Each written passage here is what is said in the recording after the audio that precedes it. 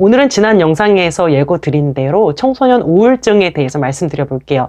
우리 청소년들은 성인하고 우울증의 증상이 달라요. 원인도 다릅니다. 그러다 보니까 어른들이 보기에 저건 우울증이 아닌데 라고 생각이 되실 수 있기 때문에 아이들이 엄마 나 우울증인가 봐 라고 했을 때 무시하게 일쓰죠.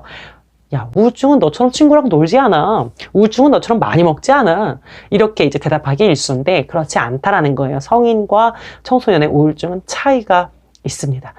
성인이 우울증에 걸리는 원인은 주로 실직, 취업 실패, 사별, 이혼 이런 것들인데요. 청소년이 우울증에 걸리는 원인은 인간관계에 대한 상실감입니다. 아유 그깟 친구 문제 가지고 뭐 우울증이 걸려 이렇게 생각할 수 있는데 우리 청소년에게 있어서는 이건 굉장히 심각한 문제예요. 얼만큼? 어른이 사별, 이혼, 실직 이런 거 당한 만큼 아이에게는 인간관계에 대한 상실감이 굉장히 큰 스트레스입니다. 청소년에게 있어서 친구 관계는 왜 이렇게까지 중요한가?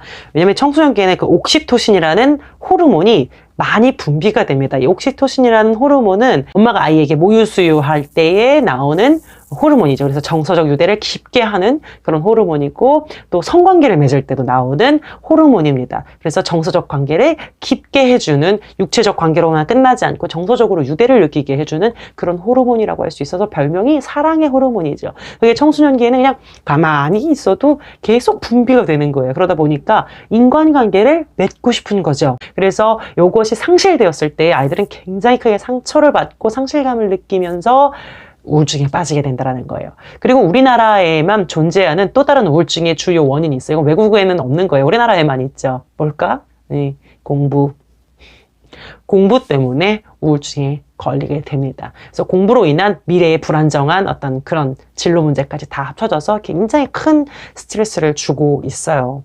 부모님이 아이를 볼 때 몸이 다 커서 이것저것 다 할 수 있을 것만 같은데 한참 머리 잘 돌아갈 때인 것 같은데 왜 저렇게 저거밖에 못할까? 왜 저렇게 무능할까 싶잖아요. 근데 정말 몸만 큰 거라서 이 뇌나 호르몬이 안정이 되어 있지 않기 때문에 사실은 엄마 원하는 만큼 해줄 수 없어요. 사실은 그게 너무 당연한 거거든요. 아이들이 이제 뇌가 발달하는 단계를 이해하실 필요가 있는데 이 뇌가 이제 어느 날 갑자기 뿅 발달하는 게 아니에요. 일단 6세 전에 뇌의 90% 이상은 다 완성이 되죠. 그다음에 나머지 10%가 청소년기 동안 천천히 발달을 해요.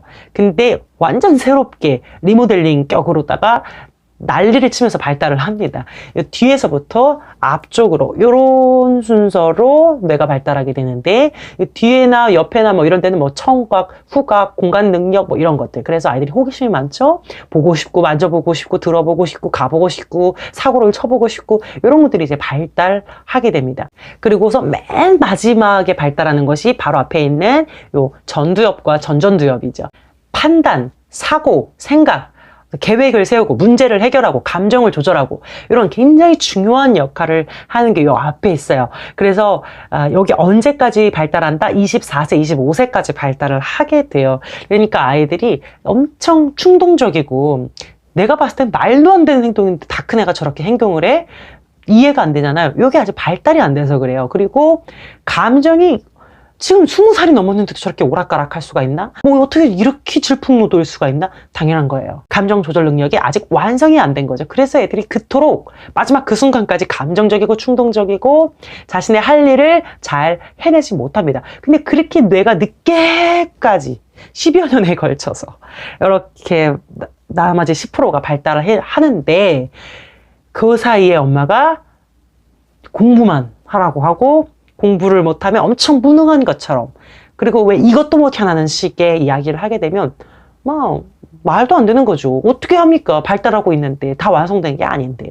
전두엽과 전전두엽을 발달시킬 수 있는 그 원리는 대화라고 합니다. 부모와의 대화, 공감적인 대화를 많이 할수록 아이는 사고력이 빨리 발달하고 감정 조절도 빨리 안정이 되어서 비교적 빨리 사춘기를 마치고 얼른 안정된 생활을 할 수 있게 되는데 그에 비해서 공부만 시키고 아이의 어떤 행동을 계속 규제하기만 하고 대화를 하지 않고 관심을 주지 않고 공감을 해주지 않으면 아이는 점점 더 이제 발달이 늦어지면서 문제 해결 능력도 떨어지고 감정 조절 능력도 떨어지고 사고력, 판단력도 다 떨어지게 되는 겁니다. 그리고 청소년과 성인 우울증에는 또 증상의 차이가 있습니다.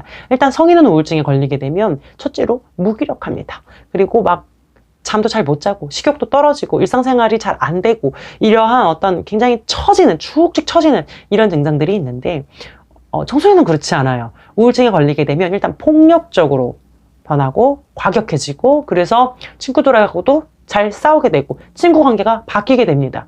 그리고 듣는 음악도 바뀌게 됩니다. 이런 어떤 작은 신호들이 있어요. 그리고 청소년기 우울증은 감염성 우울증이 많아서 밖에 나와서 굉장히 밝아요. 친구들 앞에서는 엄청 까르르 신나고 활발하고 근데 집에 오면 완전 찌질이 이렇게 돼버리는 거예요. 그리고 엄마 아빠한테까지도 그런 모습을 숨기고 헤헤호호 웃는 애들이 있어요. 이런 애들은 진짜 엄청 힘든 거죠. 정말 방에 혼자 앉아 있을 때만이 내 우울감을 겉으로 드러낼 수가 있는 거예요. 근데 그나마도 없이 엄마가 방문 발칵발칵 열고 문 닫지 말아라!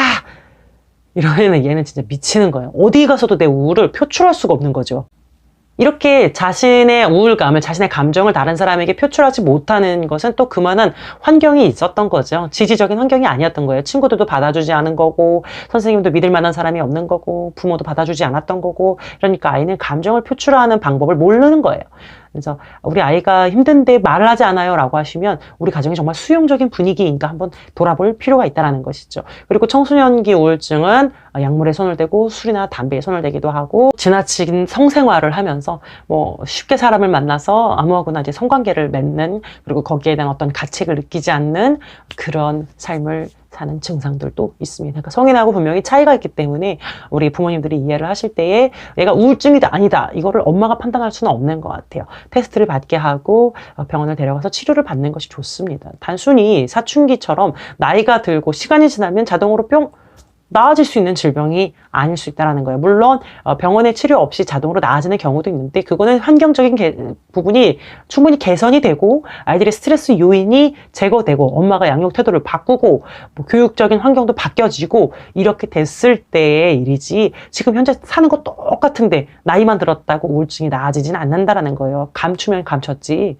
그래서 이런 부분은 부모님이 조금만 더 예민하게 신경 써서 치료하는데 적극적으로 도와주시면 좋을 것 같아요. 물론 치료도 야, 너 따라와 정신병원 끌고 가 이렇게 하는 거 아니죠. 동의를 구하고 상의해서 아이가 원하는 대로 맞춰 주시는 것이 좋겠습니다. 우리나라 청소년들에게 조금이나마 숨통을 트이게 해주는 행복과 만족과 자신감을 줄 수 있는 그런 세상으로 만들었으면 정말 좋겠습니다. 오늘 영상도 도움이 되었다면 구독, 좋아요 눌러주세요. 웃긴 데 따뜻한 상담사 오타였습니다.